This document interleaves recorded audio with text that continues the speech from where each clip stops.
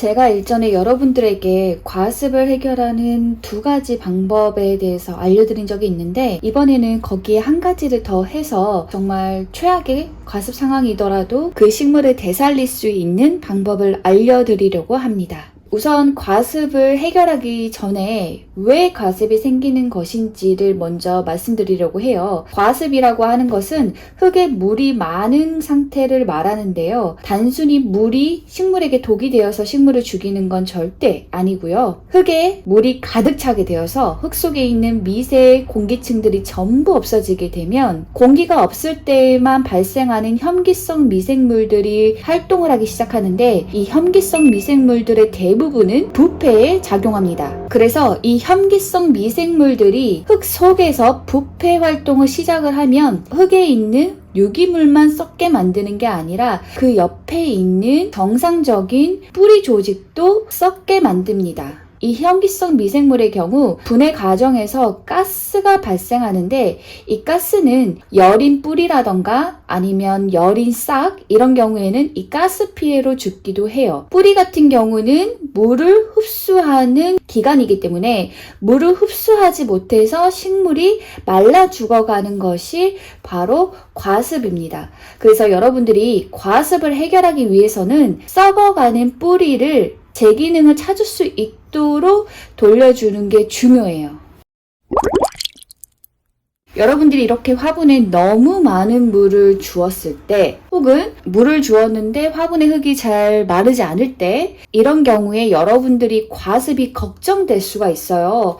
아직 식물에게 과습의 증상인 잎 시듬 증상이 나타나지는 않았지만 물을 많이 줬고 또 물이 더디 마르고 있어서 여러분들이 과습이 생길까봐 걱정이 된다 싶을 때, 이럴 때에 하는 방법을 알려드릴게요. 이런 경우에는 저는 키친타올을 준비했는데, 물을 흡수할 수 있는 걸 이렇게 바닥에 깔아주고, 그 다음에 이 화분을, 흙을 이렇게 빼서 올려주세요. 이렇게 해서 화분의 흙이 일단 바깥으로 노출되었기 때문에 사방면으로 마르게 되고, 또 밑에서는 키친타올이 강제로 물을 이렇게 빼주기 때문에 이런 경우에는 화분의 흙을 빠른 시간 내에 말릴 수 있어요.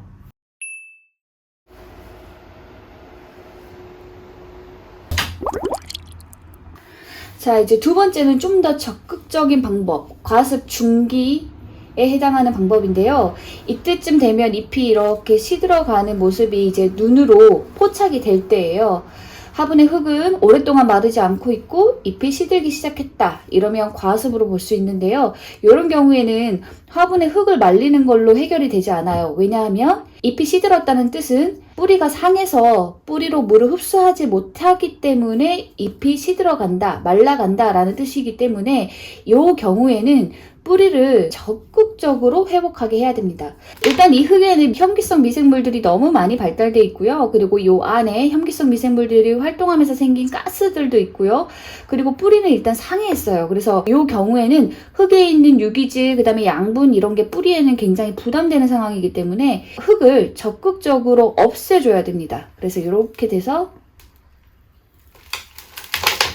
이렇게 해서 흙을 적극적으로, 그 뿌리가 상할까봐 흙을 못 대겠다고 하시는 분들이 있어요. 근데 이제 과습에 걸렸을 때는 이미 이런 잔뿌리 같은 경우는 끝에가 다 이렇게 썩어가지고 물컹물컹해진 상황이기 때문에 어차피 없어져도 무방한 아이들이에요. 그래서 여러분들이 뿌리 다치는 거 너무 개의치 마시고 이렇게 비벼보면, 이렇게 동글동글 비비면 얘가 모종 상태일 때부터 갖고 왔던 아주 오래된 흙덩어리들도 풀어져요.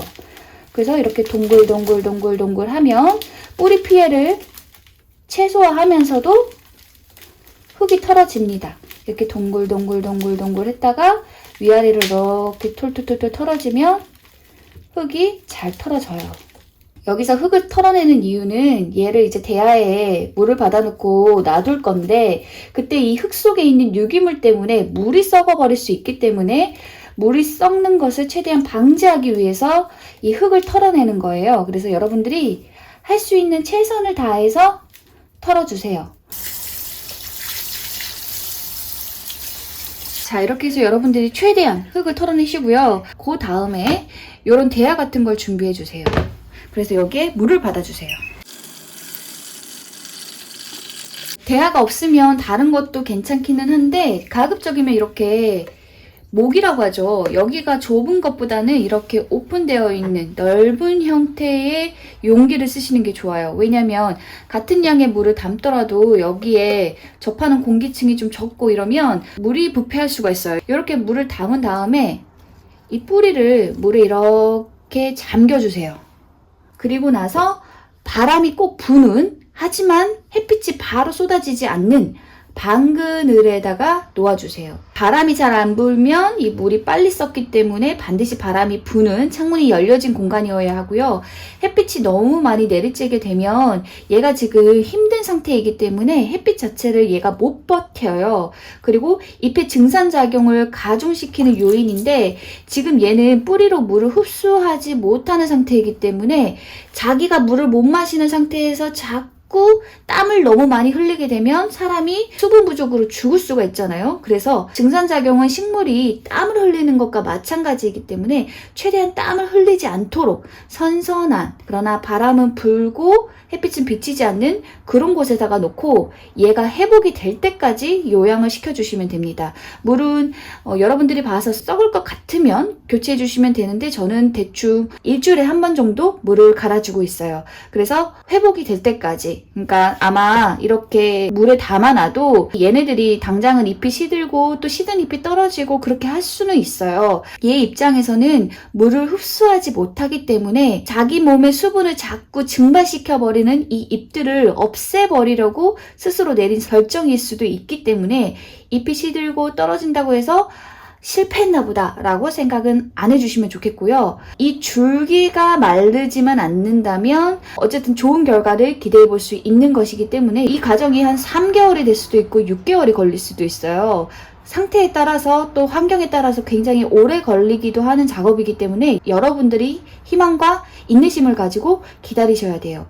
자, 여기서 여러분들이 정말 늦게 발견해서 얘가 정말 너무 심하게 시들었다, 이런 경우에는 이 뿌리가 정말 다 상했을 수도 있어요. 근데 이 뿌리 중에서도 특히 잔뿌리, 수분을 흡수하는 역할을 하는 이 잔뿌리가 전부 다 상해버린 경우도 있을 수 있어요. 이런 경우에는 이렇게 물에 담아놔도 어차피 물을 흡수할 수 있는 잔뿌리가 남아있는 건 아니기 때문에 이 식물이 결국에는 말라 죽게 됩니다. 그래서 이런 경우에는 어떻게 해야 되느냐 하면, 썩을 때 잔뿌리가 먼저 썩고요. 이렇게 굵은 뿌리 같은 경우는 좀 늦게 썩어요. 피해를 좀 늦게 입거든요. 그래서 이런 경우에는 이런 굵은 뿌리를 이렇게 중간에서 잘라주세요.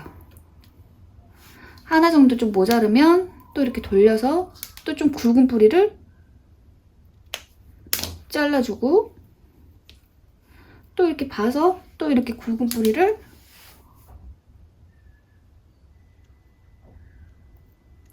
잘라주세요. 잔뿌리를 자르시는 게 아니라 굵은 뿌리를 자르시는 거예요. 왜냐면 지금 잔뿌리는 어떤 잔뿌리가 살아있고 어떤 잔뿌리가 죽어있는지를 모르기 때문에 자른다고 잘라도 효과가 없을 수도 있어요. 그래서 안 썩은 게 분명한, 살아있는 게 분명한 이 굵은 뿌리를 이렇게 잘라주셔야 됩니다. 이렇게 정상적인 줄기를 잘라버리면 식물은 모든 조직의 수관이라고 해서 물이 이동하는 관이 있잖아요. 이 수관을 통해서 바로 물을 흡수하게 되는 거예요. 그렇다고 해서 수관을 오픈한다고 여기 줄기를 잘라버리게 되면 나중에 뿌리 생기는 게 좀 더뎌지잖아요. 그리고 뿌리가 안 생기는 식물들도 있단 말이에요. 그래서 이렇게 뿌리의 중간중간을 잘라서 이 관을 통해서 직접적으로 물 흡수를 가능하게 하면 이 식물이 이 관을 통해 물을 공급받기 때문에 일단 먼저 몸을 추스리게 되고, 그 다음에 몸을 추스린 다음에는 얘가 자기가 흡수한 물로 광합성을 해서 그 에너지를 다시 밑으로 내려서 여기에서 새로운 건강한 뿌리를 만들게 되기 때문에 결국은 스스로가 자기 몸을 회복할 수 있게 됩니다.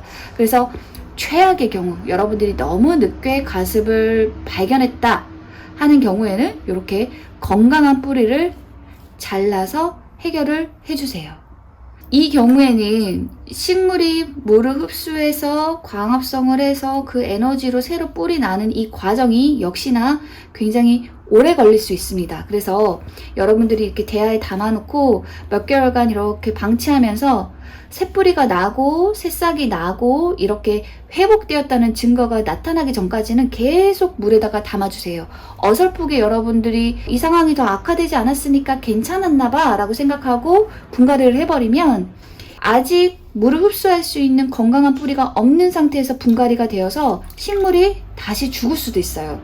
그래서 새뿌리가 나고 새잎이 나고 완전히 회복되었다 하면 그때 다시 분갈이를 해주시길 바랍니다.